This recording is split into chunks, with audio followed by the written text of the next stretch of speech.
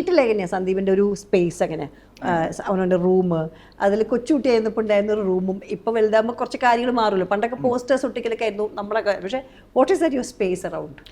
എനിക്കങ്ങനെ എന്താ പറയുക, ഞാൻ റെന്റഡ് ഫ്ലാറ്റിലാണ് താമസിക്കുന്നത്. ഞാൻ ഒരുപാട് റെന്റഡ് സ്ഥലത്ത് മാറി മാറി മാറി അല്ല, എൻ്റെ ഒരു അതായത് ഞാൻ വൈക്കത്താണ് താമസിച്ചുകൊണ്ടിരുന്നത്. അപ്പൊ ആ സമയത്ത് അത് കഴിഞ്ഞ് ഞാൻ എറണാകുളത്തേക്ക് വന്നു. എറണാകുളത്തേക്ക് വന്നപ്പോൾ ഇവിടെ വീട് ഇല്ല, നമ്മൾ റെന്റഡ് ആണ് താമസിക്കുന്നത്. അപ്പൊ കുറെ വീടുകൾ നമ്മൾ മാറി.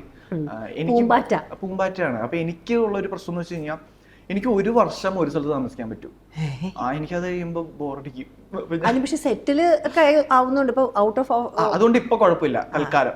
പക്ഷെ എനിക്ക് ഈ ഒരു കാരണം കൊച്ചിലെ തൊട്ട് ഞാൻ എനിക്ക് വളരെ നേരത്തെ എന്റെ വീട് വിൽക്കുന്ന ഒരു സ്റ്റേജിലേക്ക് പോയിട്ടുണ്ടായിരുന്നു. അപ്പൊ അതിനുശേഷം കുറെ വീടുകൾ ഞാൻ മാറി.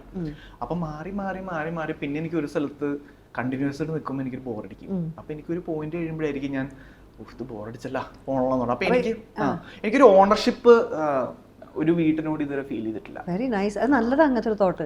കാരണം നമ്മൾ ഈ വീട് മേടിക്കുക, സ്ഥലം മേടിച്ച് വീടുണ്ടാക്കുക, ഇതൊക്കെ നമ്മൾക്ക് വലിയൊരു പ്രാരാബ്ധ പരിപാടികൾ നമ്മുടെ ലൈഫിൽ. പക്ഷെ എനിക്ക് എവിടെയോ ഒരു ആഗ്രഹമുണ്ടത്.